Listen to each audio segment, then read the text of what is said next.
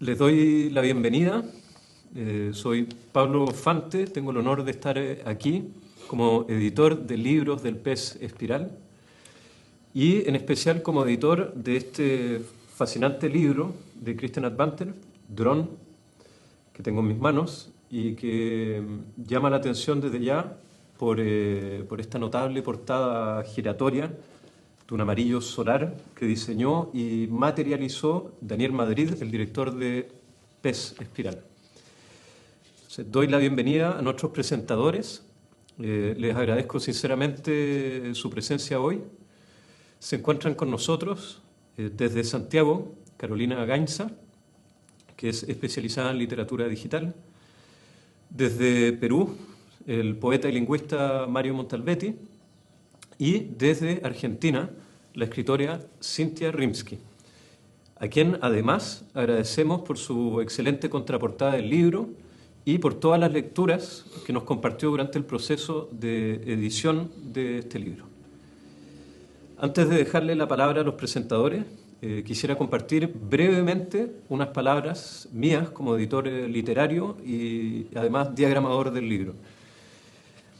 Cuando recibí el libro, conocía algunos fragmentos de antes, porque había filmado a Christian Advanter para un proyecto de lecturas de poesía que se registran en video, que se llama el Registro de Poetas. Y en este registro, Christian llegó con un poema relativamente extenso sobre un dron en un estadio de fútbol y una serie de tensiones narrativas y lingüísticas que confluían en un ambiente de angustia ante la sociedad industrializada que la especie humana se ha forjado como hábitat en los últimos siglos. Bueno, al final de este lanzamiento haremos el estreno de ese registro de video para que estén atentos hasta el final.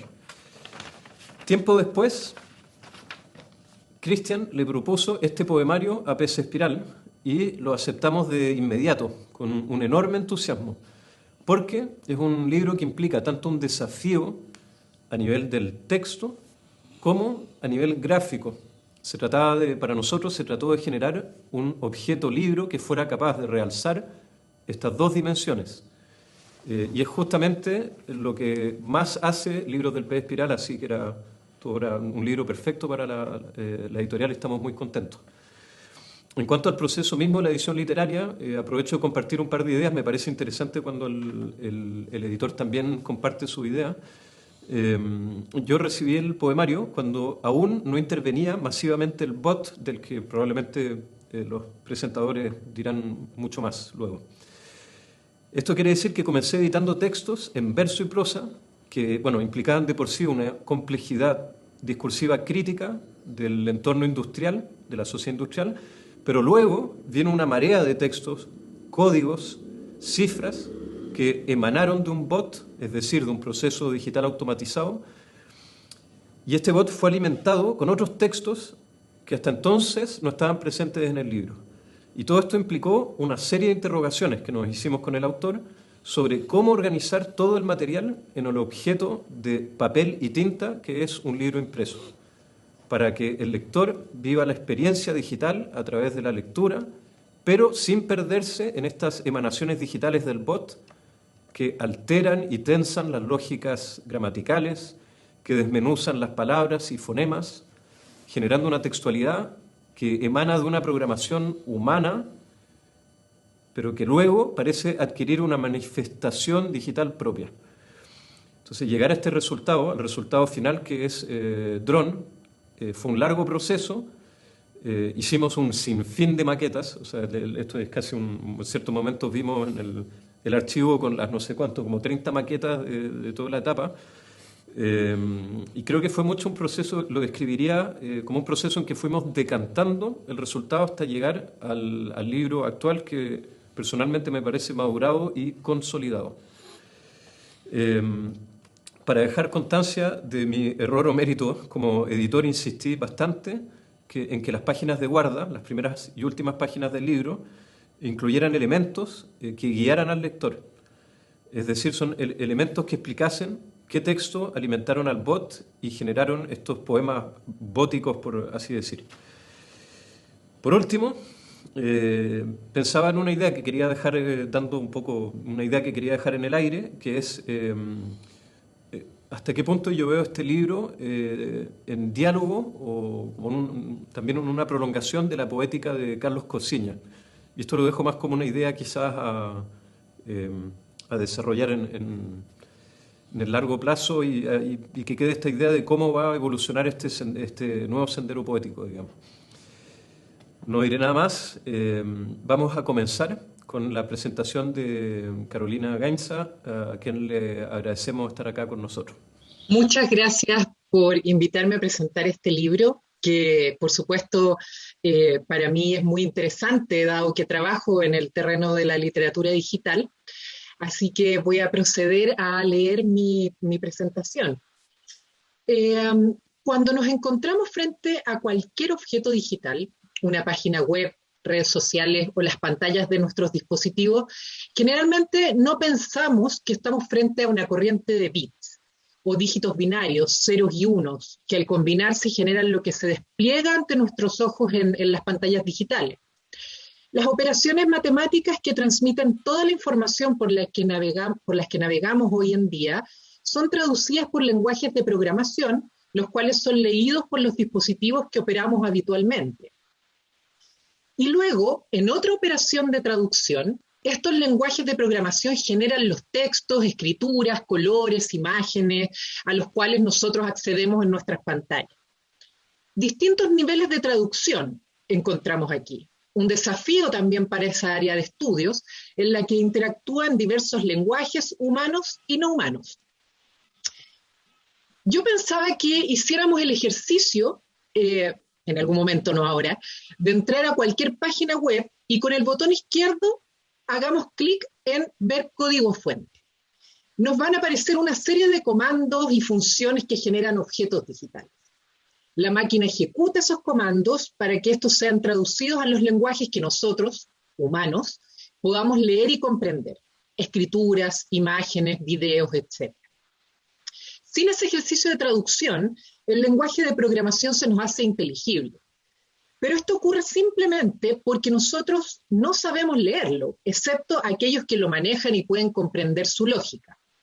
Aquellos que hoy día comprenden estos lenguajes serían una especie como los monjes de la Edad Media que tenían el monopolio de la escritura. Esta interacción entre lenguajes de programación computacionales y lenguajes naturales, humanos, ha abierto la puerta a diversas formas de creación digital. Hipertextos, hipermedias, literatura en redes sociales y literatura generativa, entre otras. En la literatura en redes sociales no necesitamos programar. Es decir, no necesitamos interactuar directamente con el código, a diferencia de lo que ocurre en otros tipos de literaturas como los hipertextos, los hipermedia o la literatura generativa, aunque para los dos primeros que mencioné han aparecido aplicaciones digitales amigables, entre comillas, que muchas veces no requieren programar directamente.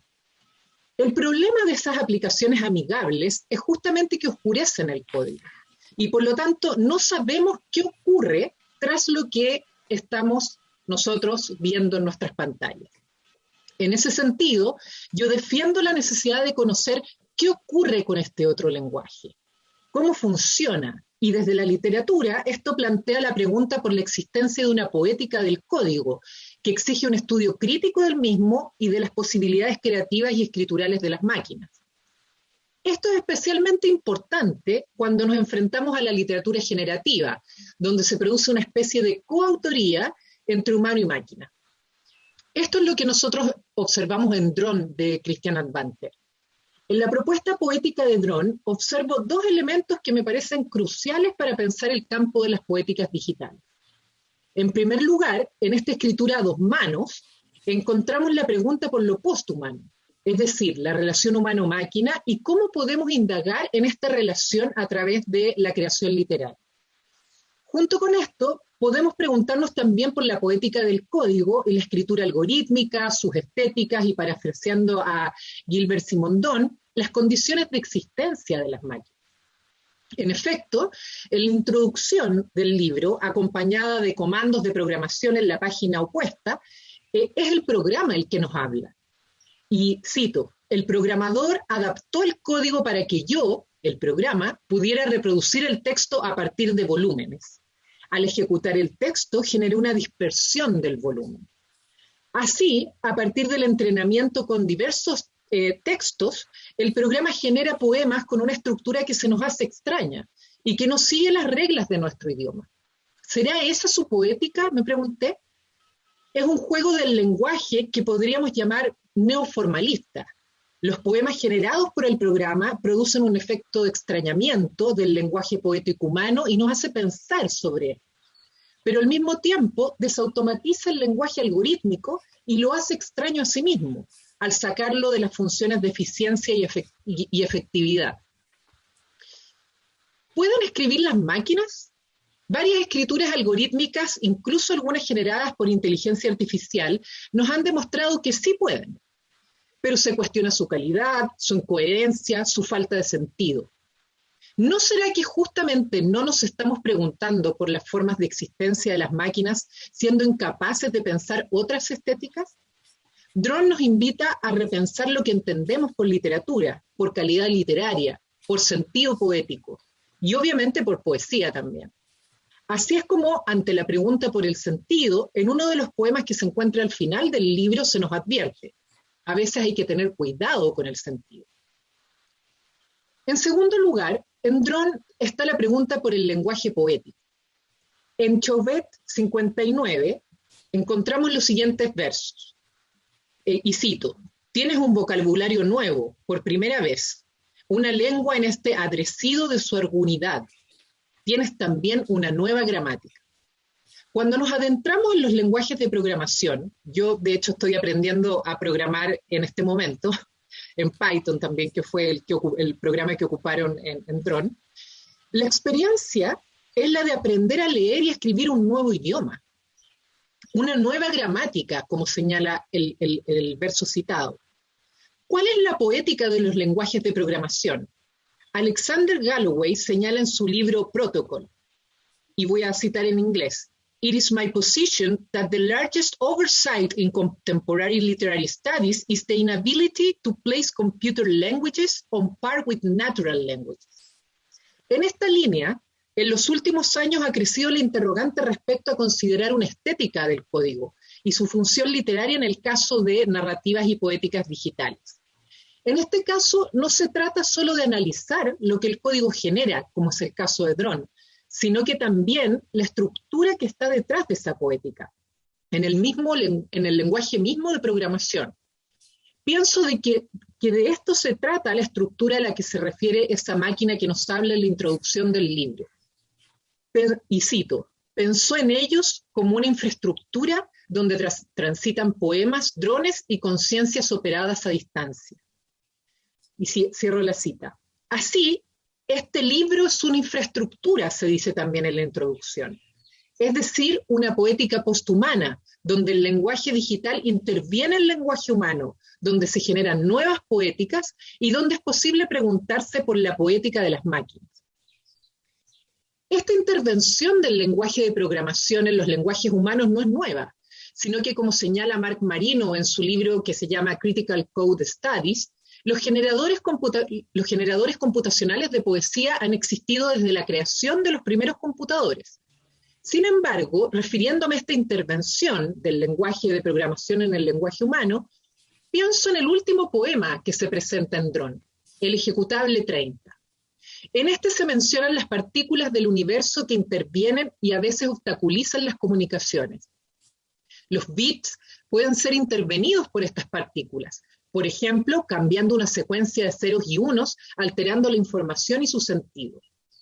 En estos poemas, el lenguaje de programación, como aquellas partículas del universo, interviene el lenguaje humano, alterando su gramática y lo que entendemos por poesía, y en este acto se desautomatiza a sí mismo, deviniendo propuesta poética. Finalmente, no puedo dejar de preguntarme por el código que generó estos poemas. DroneBot, como se lee al final del libro, y cito, es un programa computacional. A partir de los documentos ejecutables, DroneBot extrapola frecuencias de una serie de puntos que puede recordar. Cierro la cita. Así, entiendo que DroneBot es capaz de predecir a partir de la información que les entregaba. Llena los espacios en blanco, imagina una secuencia. Me gustaría ver ese código, aprender a leerlo, poder evaluar su elegancia, su belleza, su simpleza, su legibilidad, todos aspectos que se consideran cuando entendemos la programación como un arte. La programación en Drone deviene un objeto estético, ni más ni menos que el arte y la poética de las máquinas digitales. Muchas gracias. Muchísimas gracias. Excelente palabra. Y le vamos a dar la palabra a Mario Montalbetti. Gracias. Buenas a todas y todos.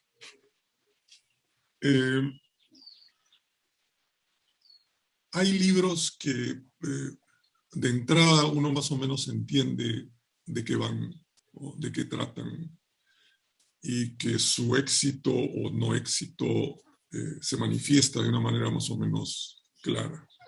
Ese no es el caso de Drone. Más allá de mi poco alfabetismo digital, enfrentado con el texto de Drone, mi primera pregunta fue: ¿de qué va esto? ¿De qué trata? ¿Qué es este objeto que tengo frente a mí? Y no es, en efecto, o no lo fue para mí, un texto fácil,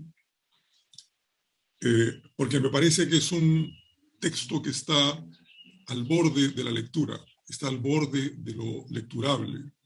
Y aquí, hacia el final, quisiera comentar algo que con mucha perspicacia ha señalado Carolina en su intervención anterior. Entonces, lo único que voy a poder hacer realmente es encontrar ciertas líneas que me permiten a mí tratar de responder esta pregunta inicial de qué va esto. Y el gran tema, creo, el gran tema del libro, o uno de los, no voy a decir el gran tema, pero uno de los grandes temas del libro es la noción de desplazamiento.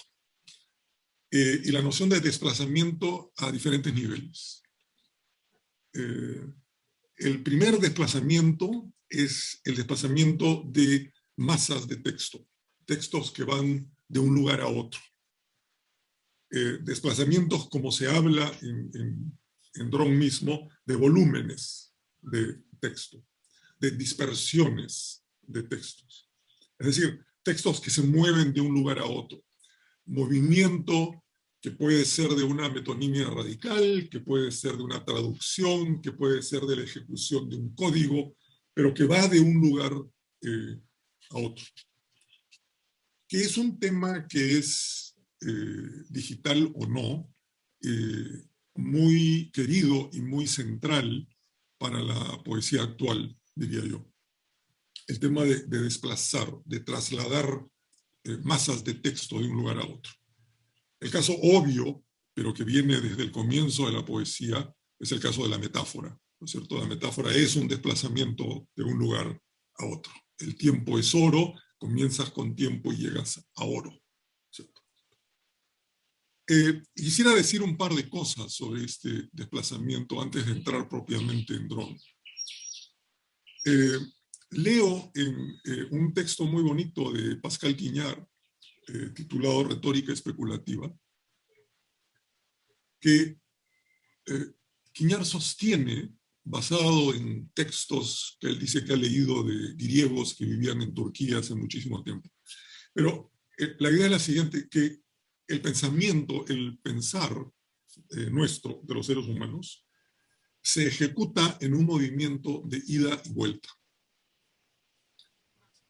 El pensamiento se aparta de un lugar, se desplaza en ese sentido, pero el pensar propiamente es regresar al lugar inicial desde donde comenzó esta especie de desplazamiento o apartamiento. Cito a Pascal Quignard, él dice: pensar es errar por cualquier parte, acordándose, sin embargo, de poder regresar. La metáfora, dice Quignard, se hace al revés. La metáfora no es algo que te lleva a otro lugar y te quedas allá. La metáfora se ejecuta realmente cuando la metáfora te saca, te desplaza a otro lugar, pero regresas al lugar original. Y es en este movimiento de vuelta donde uno ejecuta lo que podemos llamar pensamiento o pensar. El pensamiento es entonces un apartarse para poder volver. Los exploradores son pensadores incompletos, en el sentido de que piensan solamente a la ida, ¿cierto? Descubren. El pensador es el que se mueve y regresa al inicio del camino. Esta idea me parece importante, la idea de regresar al punto original, en términos de Carolina puede ser de regresar al código, o en otros términos puede ser regresar al lenguaje de los humanos. En fin, podemos conversar sobre eso más adelante. Pero en Drone no se trata solamente de desplazamiento de textos, no es un puro juego verbal, digamos. Hay desplazamientos, y hay desplazamientos sumamente extraños. Hay desplazamientos humanos extraños. Y uno de los desplazamientos que se menciona, y que a mí me tocó particularmente, es el caso de la minera Las Bambas, en el departamento de Apurímac, en el Perú. La minera descubre unos yacimientos de cobre muy importantes, pero ocurre que hay un pueblo ahí que estorba la extracción de los minerales. Entonces llegan a un acuerdo, que es el pueblo de Fuerabamba, llegan a un acuerdo con los pobladores de Fuerabamba para que muevan su pueblo a otro lugar y dejen que la empresa minera pueda extraer todos los minerales que quiera. Y los pobladores aceptan y les construyen esta cosa que se llama Nueva Fuerabamba, que es un lugar de estos, podría ser Houston andino, digamos, ¿no? Donde todo está, acá está el hospital, acá está el mercado, acá está el bar, acá están las casas, todo está perfectamente diseñado, por supuesto perfectamente controlado por una autoridad que vigila este urbanismo artificial. Hay dos casos anteriores en el caso peruano que son interesantes, porque son casos de desplazamientos que ocurren en los años 80 y en los años 90. El primero es el caso de Uchurajay, que es un pueblo en Ayacucho, en el Perú, cuyos pobladores asesinaron a 7 periodistas que fueron a investigar actividades de Sendero Luminoso en esa área.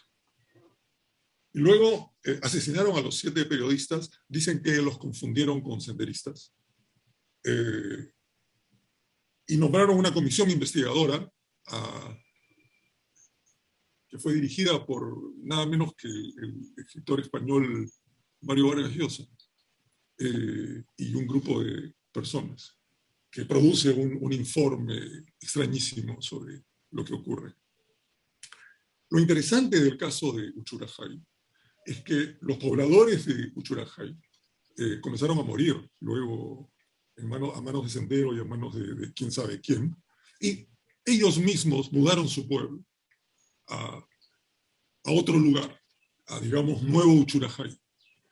Y lo que dejaron atrás, el viejo Uchurajay, es una zona desierta, es una pampa absolutamente desierta, donde solamente quedan, creo, 2 arcos de fútbol que habían en un campito de fútbol que había ahí. Es decir, el desplazamiento produce una especie de vacío de lo que era originalmente algo. Y esto contrasta, esto fue en 1983, y esto contrasta con algo que ocurrió en la ciudad en el barrio de Miraflores, en la ciudad de Lima, en 1992, que es que Sendero Luminoso pone una bomba en la calle Tarata y mata a muchísima gente. Miraflores es un barrio muy, muy residencial en la capital peruana. Y el resultado, a diferencia del resultado de Uchurajay, donde dejaron una especie de vacío y se mudaron a otro lugar, es que Tarata se convirtió, la calle Tarata se convirtió en prácticamente un mall, que es una de las figuras importantes en el libro de Cristian. Es decir, se convirtió en un centro turístico. con restaurantes y tiendas y ventas de artículos folclóricos, etc.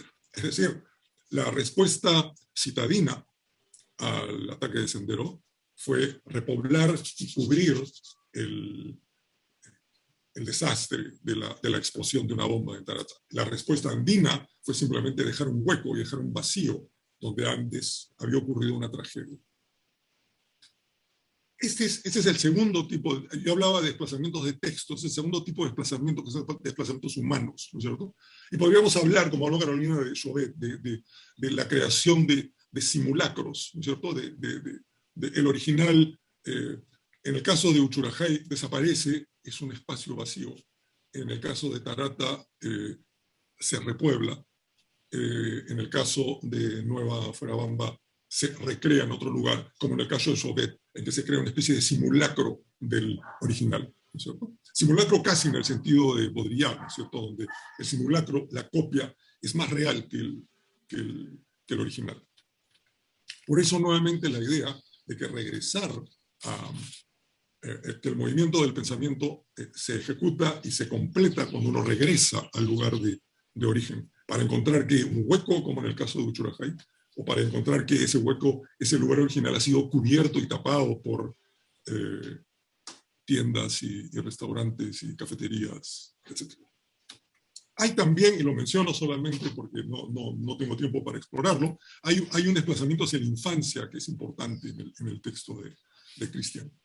O sea, hay desplazamientos de textos, de seres humanos, de poblaciones, pero también cronológicos en el sentido de un desplazamiento hacia la infancia. Y entonces aparece la figura del dron, ¿no es cierto? La figura del dron como objeto operado a distancia. Y me pregunto de qué tipo de distancia se trata. Y hay muchas ahí nuevamente, como en el caso de desplazamiento. Hay muchas distancias. La distancia entre el poeta y su poema, o la distancia también, y quisiera incidir en esto, entre el poeta y sus lectores. Es decir, ¿cuál es esa distancia? Y leyendo y continuando la lectura del libro, me sobrevino una especie de escalofrío, honestamente, cuando lo leí, y dije, aquí hay algo extraordinariamente raro en este texto.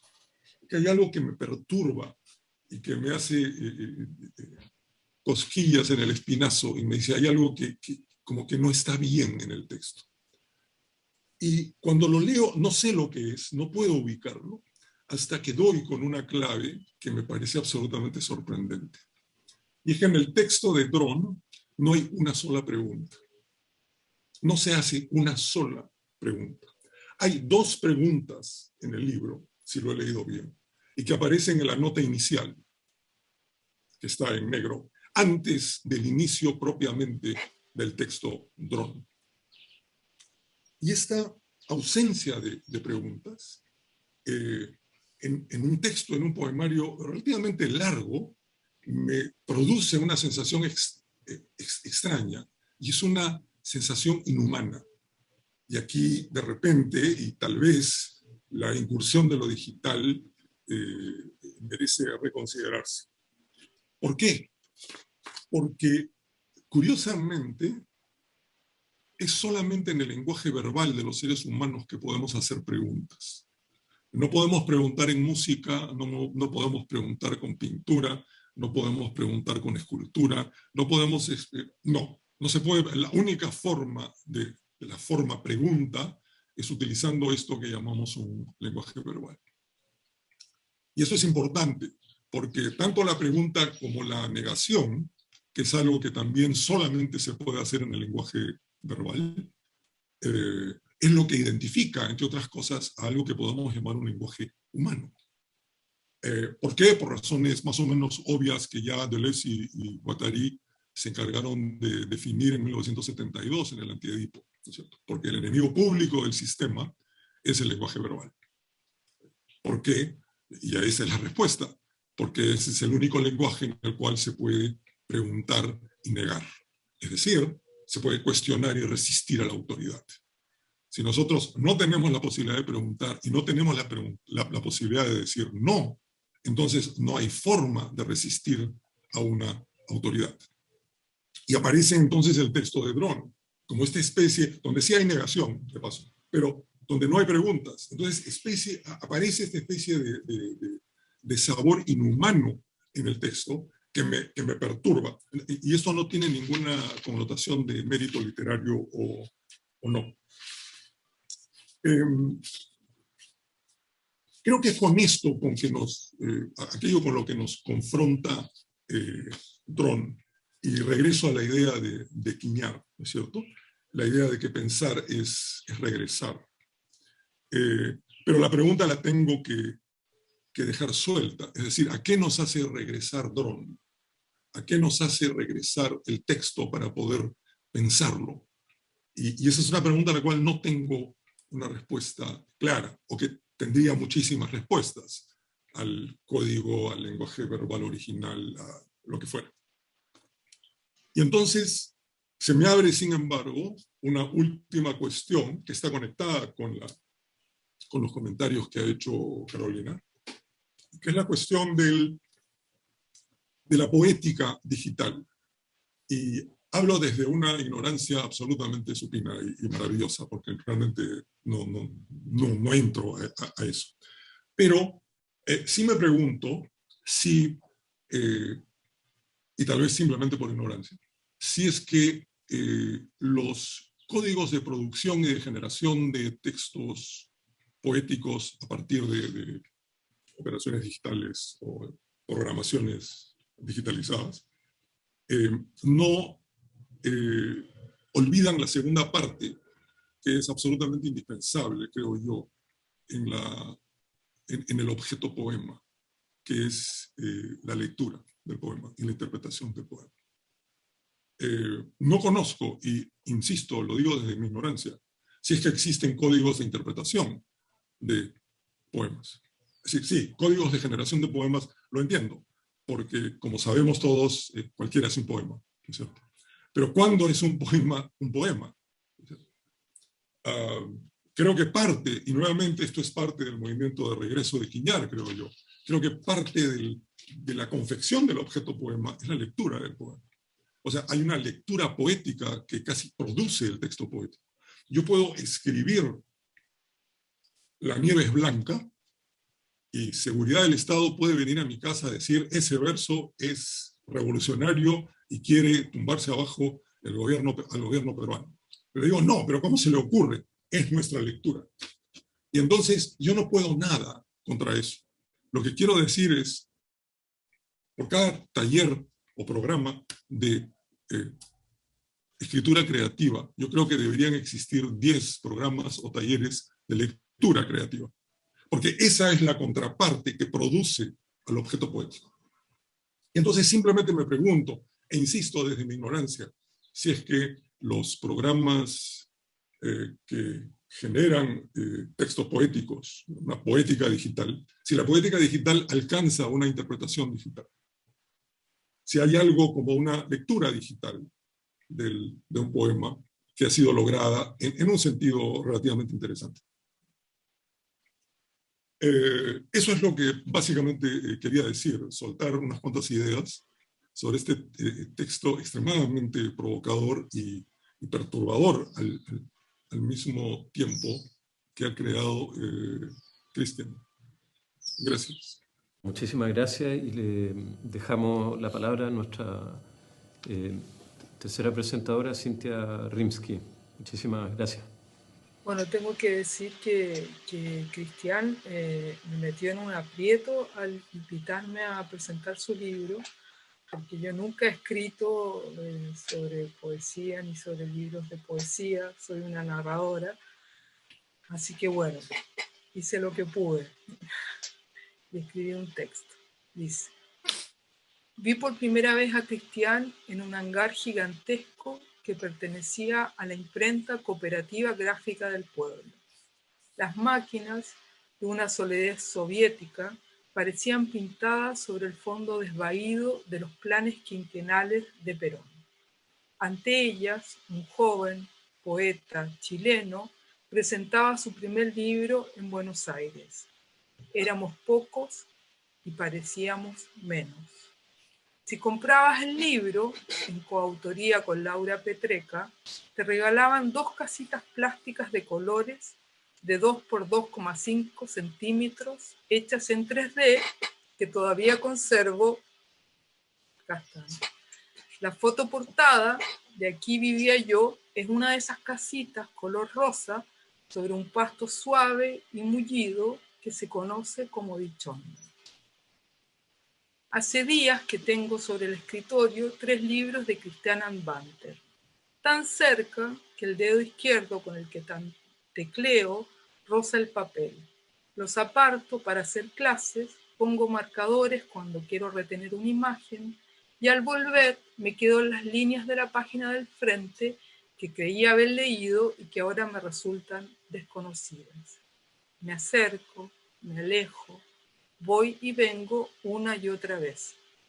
Según John Berger, al repetir siempre estos movimientos, acercarse para escrutar, alejarse para asociar, la escritura aumenta su intimidad con la experiencia. Y es lo único seguro que siento en mi lectura. Estoy ante el resultado de una experiencia que comenzó con Aquí vivía yo, continúa en Colores descomunales y sigue con Dron. Hay uno más para un cuerpo perdido que no conozco. Durante estos años, Christian volvió a pasar por los mismos lugares una y otra vez. Fue y vino, aumentando, contrastando, derrapando, torciendo, derrumbando la infancia, la casa, la memoria, la imaginación, la lejanía, lo impensado, lo incomunicable. Lugares por los que muchos y muchas pasamos y que la insistencia de Banter ha vuelto repentinamente extraños.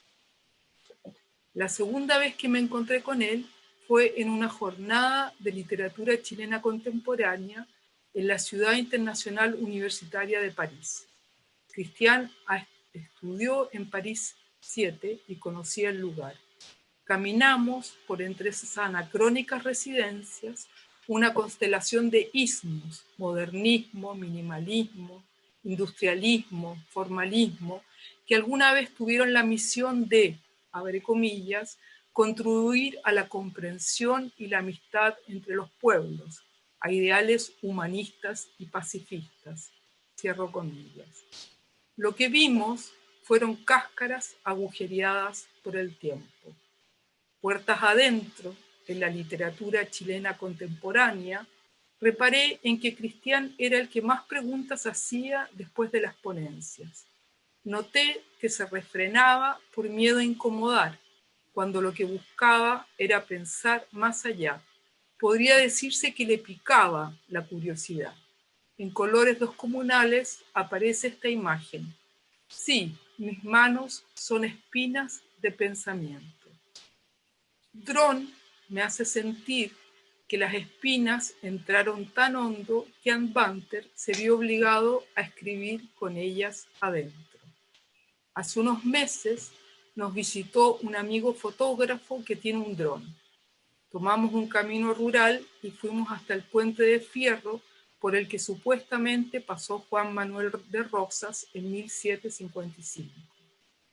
El dron subió y subió, hasta que la casita rosa de 2 por 2,5 centímetros en la dichonda se dejó de ver. Alcanzado ese lugar de máxima distancia, Dron procedió a correrse de los lugares amados, del recuerdo, la comprensión, la imaginación y se perdió de vista. Únicamente lo percibe y se comunica con él su operador. Ya en Colores descomunales aparece esta distancia con el lenguaje. Cito, chamuscadas palabrotas, ruido silenciado, matuteo de ideas mayoristas, letra muerta que carcome, sintaxis masticable, pobres esponjas de lo real. ¿A qué me apunto cuando pongo en contra unas a otras las palabras? Visualmente los poemas en ese libro se van adelgazando, incorpora garabatos, modismos, como si las palabras enteras le costaran. Al comienzo de Dron hay 5 páginas negras. En letras blancas se cuenta que cuando los poemas estuvieron terminados, o eso creyó, el autor vio una película sobre la construcción de la réplica de la cueva de Chauvet y que escribir sobre la copia abrió una incomodidad. Ciertos hermeneutas creían que entre las letras escritas en tinta negra había otras en tinta blanca indistinguibles al ojo común.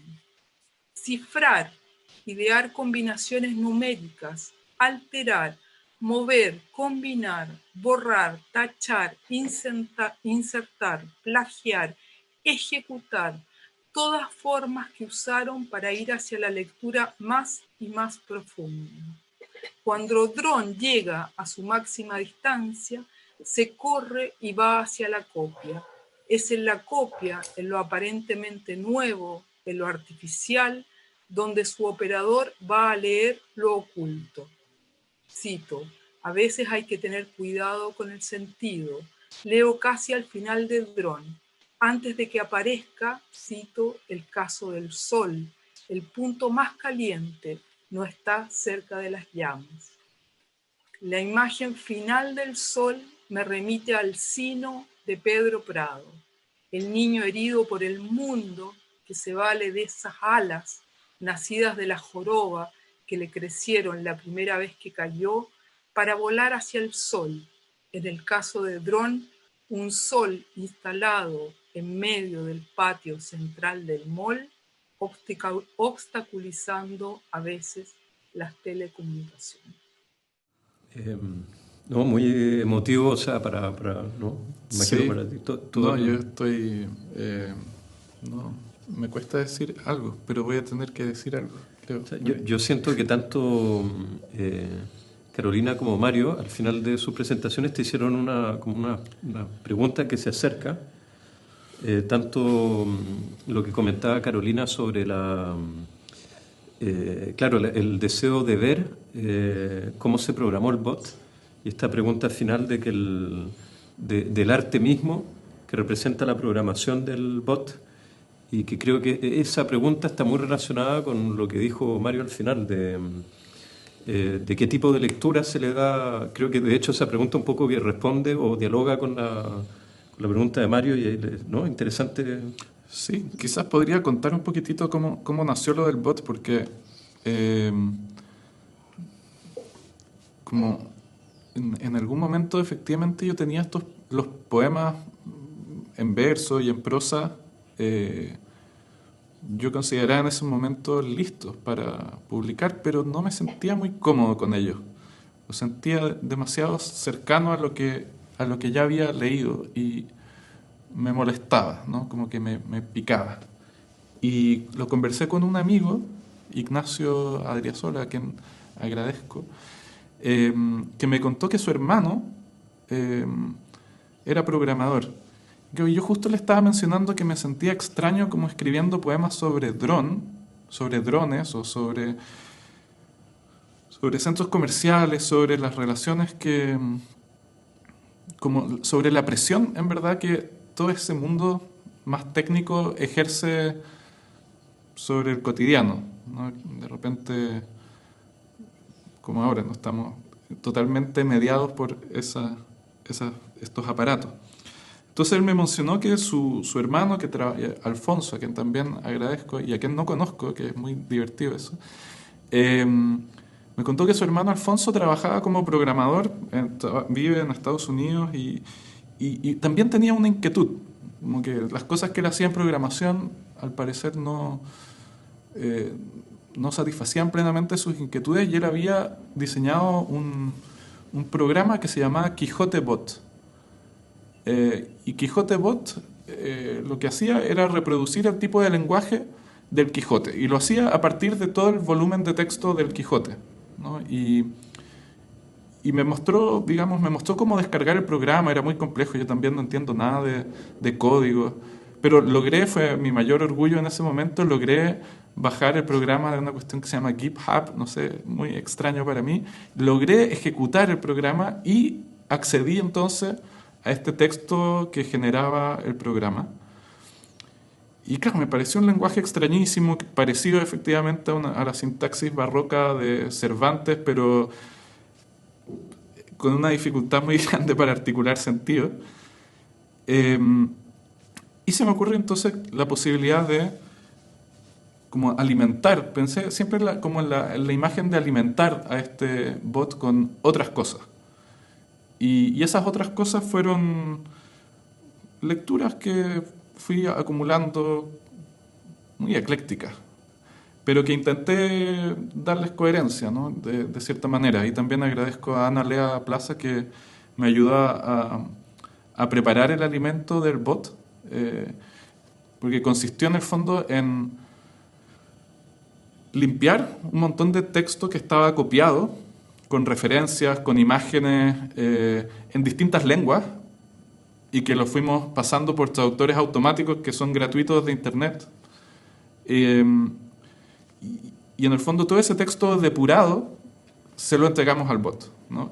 Porque yo tenía la intención, tenía como la intuición de que, bueno, si el bot puede imitar de cierta manera el lenguaje de Cervantes, ¿qué tipo de texto yo le podría dar que produzca un cierto efecto similar al que me puede producir la saturación de información a la que estamos expuestos hoy en día?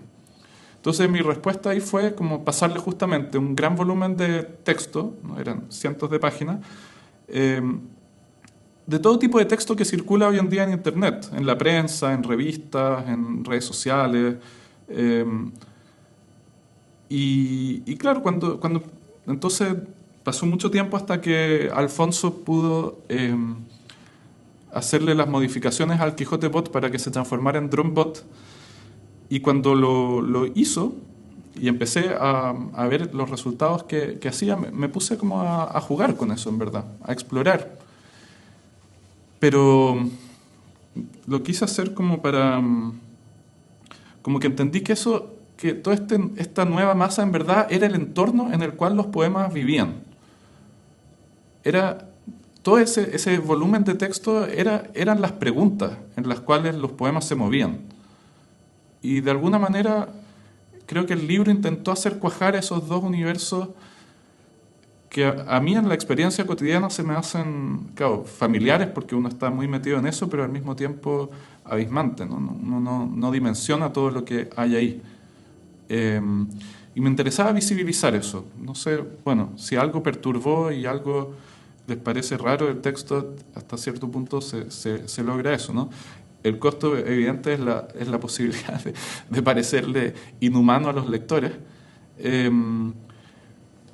Pero ahí, como recogiendo un poco el comentario de Mario y lo que mencionaba Cintia también, para mí la escritura y el juego, la experiencia con el lenguaje es un tipo de pregunta en sí misma, ¿no? Que quizás no ocupa los signos de interrogación, pero que en el fondo es la idea ya bien del siglo XX, ¿no? Que es el extrañamiento el que cuestiona, que lleva a hacerse preguntas. Quizás el texto no te haga la pregunta, pero lo que el texto hace sí plantea una pregunta que creo que o produce un rechazo inmediato y el lector va a tirar el libro hacia otro lado, ¿no? Para que no le moleste. Volando. O se va a hacer preguntas y ahí creo que algo de eso me interesa, por curiosidad, ¿no? Por curiosidad, por perplejidad también.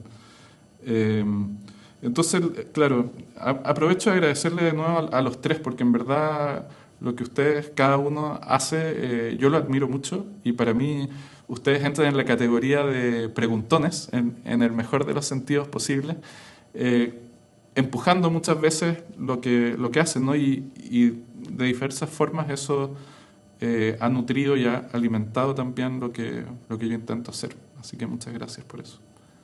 Yo quería decir solo que me interpeló bastante la pregunta de Mario sobre la cuestión de la lectura, de cómo leemos estos códigos, porque De hecho, es una pregunta que está latente ahí. Eh, en realidad, a mí lo que yo he estado tratando de buscar en el lenguaje de código es como esta poética. Yo me hacía la pregunta por la poética y por eso también me interesaba ver el código y me interesaban como los numeritos y todas estas como instrucciones que aparecían también por ahí al principio, como para tratar de entender cómo se estaba generando el texto. Entonces, pero el tema de la lectura, de cómo leemos estos códigos es una gran pregunta frente a la cual yo creo que todavía no hay respuesta. Yo creo que quizá desde las humanidades digitales se ha planteado un poco, pero claro, como una lectura, lo que se llama como una lectura distante, de hacer como visual, no la lectura, y por eso yo decía, tenemos que pensar quizás en que están surgiendo cosas alternativas que ya no se adecúan a la forma en la que nosotros entendíamos la lectura, la escritura, y que por supuesto nos van a generar rechazo, porque nosotros venimos con ciertas expectativas respecto a lo que es la literatura, por ejemplo. Entonces, claro, cuando vemos que una lectura de los algoritmos de un poema generativo, como se llama, como podría ser y que vemos que se analiza el algoritmo a través de, la lectura es a través de nubes de palabras, por ejemplo, o de visualización de datos, eso nos puede parecer una aberración, ¿cierto? De lo que tradicionalmente entendemos como lectura, pero quizás son las nuevas formas de lectura nomás, pues, que van a convivir que a mí tampoco es que me parezcan fascinantes ni nada, pero digo, existen, están ahí y están proliferando. Entonces, es como también la pregunta en cómo conviven con las formas de lectura tradicional de la poesía y estas otras formas de lectura e interpretación de la literatura. Sí, hay algo medio terrible también en las formas de leer que producen estas tecnologías que son muy binarias justamente, ¿no? Es como las cosas son o no son. Y hace muy poquito, no sé si vieron una noticia bien terrible cuando se retiraron el ejército de Estados Unidos de Afganistán, en los últimos días ahí cuando estaban intentando evacuar el aeropuerto y de repente una explosión en el aeropuerto, un dron intentó leer, ¿no es cierto?, los desplazamientos de un auto blanco que se movía por distintos puntos de la ciudad transportando bidones. Y el dron, junto con el aparato de inteligencia, lo interpretó como claramente un movimiento terrorista, ¿no? Previo a un nuevo ataque terrorista, y ¡pum!, disparó, mató creo que a 7 niños, y en verdad era un tipo que trabajaba para una ONG de Estados Unidos que estaba pidiendo asilo y que estaba repartiendo agua en barrios que no tenían agua. Entonces, hay una dimensión peligrosa, perversa, muy concreta de cómo los códigos generan muchos errores de lectura también. Y yo creo que lo que pregunta Mario también nos lleva a considerar la responsabilidad de la lectura también, la responsabilidad de saber leer lo que nos rodea. Y ahí también mis ganas de visibilizar todo este mundo que uno no entiende muy bien tiene que ver con eso, ¿no? Como quizás también hay una responsabilidad de poder leer estas cosas, porque esas cosas no necesariamente nos leen a nosotros de manera equitativa o justa o en diálogo. No dialogan mucho, en verdad, con nosotros. Si puedo decir algo, hay 2 lecturas de las que estamos hablando que hay que distinguir. Una es la lectura del humano, de nosotros, de un texto creado por una máquina, ¿no es cierto? Esa es una cosa. La otra, a lo que yo me estaba refiriendo, era si es que la máquina puede leer el texto de una máquina. Yo hoy día recibí una fotografía de un amigo en que la fotografía aparecía un letrero, un cartel, donde estaba escrito: la verdad no está escrita. ¿Puede una máquina saber leer, como decía Cristian, eso? ¿No es cierto? ¿Es para la máquina interesante el leer o solamente la producción de textos? Es decir, ya en los años 80 la gran filósofa americana Madonna dijo, express yourself, ¿no es cierto? Es decir, simplemente exprésate. Y eso tenía el terrible problema ético de que si lo único importante es expresarte, no escuchas, no lees. No me interesa lo que tú tengas que decir, lo que me interesa es que yo me exprese. La máquina está repitiendo lo mismo, es decir, la máquina dice, me voy a expresar, voy a producir unos textos. Sí, pero ¿puedes leer? O sea, hay dos lecturas que están comprometidas acá. Una, sin duda, la nuestra, frente a este tipo de textos. Fantástico. La otra pregunta es si es que la máquina es también, entre comillas, responsable de interpretar sus propios textos de una manera interesante, ¿no? O sea, me parece que hay una cosa como ancestral de los seres humanos de ir expandiendo, de situarse en los límites del entendimiento, tanto de la lectura como de la escritura. Y en ese sentido no lo vería tan, por eso no quise abordar tanto lo de la máquina, ¿no? Sino no como algo cortado de una experiencia de lectura que siempre ha tratado de situarse en ciertos límites o en ciertas tensiones de la legibilidad. Eso me parece. Que hay algo nuevo, pero también muy viejo, ¿no? Creo que hemos llegado al final del lanzamiento. Nuevamente agradecerles a ustedes por haber estado acá presentes hoy día, a los presentadores. El libro está en Santiago en todas las librerías y se puede adquirir contactando por la tienda de P Espiral. Y estamos sumamente felices de que este libro esté en el catálogo y felicitamos al autor. Muchas gracias, gracias a ustedes. Ahora los vamos a dejar con el estreno de este registro de poetas de Christian Advanter, leyendo uno de los textos del libro. Así que seguimos con eso y nos despedimos. Hasta luego.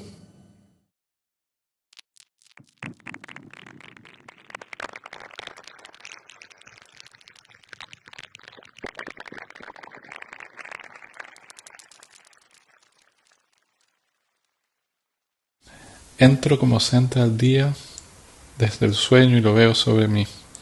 Algo de lo dormido en todo se despierta con las luces blancas sobre el pasto. Luces extendidas se me pierden en el vuelo. No es el momento ni el lugar. Faltan asientos, terminaciones, señales, da igual. Me acercaría más, no lo hago. Allá la cancha rodeada de hinchas hacinados como yo. No lo hago. Saltamos a destiempo puteándolos porque no salen. No sé si somos del mismo o si se ven callados como faltan desde afuera. Igual vamos, un dron flota en el cielo, va la piedra en el aire, el ritmo saltando. Los bombos pegan en medio del griterío, galería abajo. Va la piedra en el aire, el estadio se enmudece. Las luces se apagan, verde a negro. Lo veo partir por la mitad del cielo arriba como si hubiera terminado. Ya vienen los equipos, dice una voz altoparlante. Vamos igual, se escucha todavía, vamos equipo como un eco. Se nos pide paciencia, se escucha música animada. Serán firmados por drones que ven de noche desde un cartel que nadie ve. Si encuentra documentos de personas desaparecidas, por favor. Acá fumamos para capturar lo estático en el aire. Pequeñas luces naranjas en la noche. Es peligroso porque nos amarra al futuro, nudo y aprieta, heridas que respiran como luces envueltas de humo. Por supuesto que lo haría, aunque hasta ahora tenemos tanto por hacer. Se llama convicción, la única luz en la pantalla donde de pronto aparece tal vez mi rostro mientras espero. Sin atravesar corriendo la cancha vacía, hacer un hoyo en la reja, tocar el aire. Mejor concentrarse en lo normal por si nos graba juntos. Interrumpir el silencio, un acto de fe. Otro juego hasta que nos separamos, como un nudo que se desata primero, después el cordón cortado en dos, el rostro en la pantalla se abre, zoom de otra derrota que invita a irse entre los nuestros hacia afuera, jugando a no ser iguales, leve silbido antes de la ovación, porque van a salir, la luz va a volver. Dan ganas de romper el minuto de silencio, la lesión que convence a lo largo de la cancha, hasta que vuelve y me apunta su luz. Pierdo la esperanza de estar en lo correcto, como si me separara de nosotros. Leves puntos blancos, constantes sobre el fondo oscuro, contrastan con las luces rojas tintineantes de las grúas. Acostado de espaldas en el pasto fumo. De repente vuelve la luz, me ilumina, me quita la calma, la música de un himno que promete otro comienzo, y no paro de avanzar y volver como si fuera a caer de nuevo.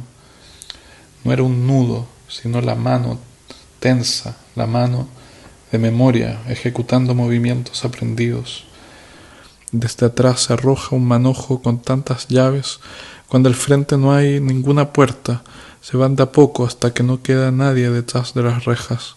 Suenan como si estuvieran ahí los que partieron.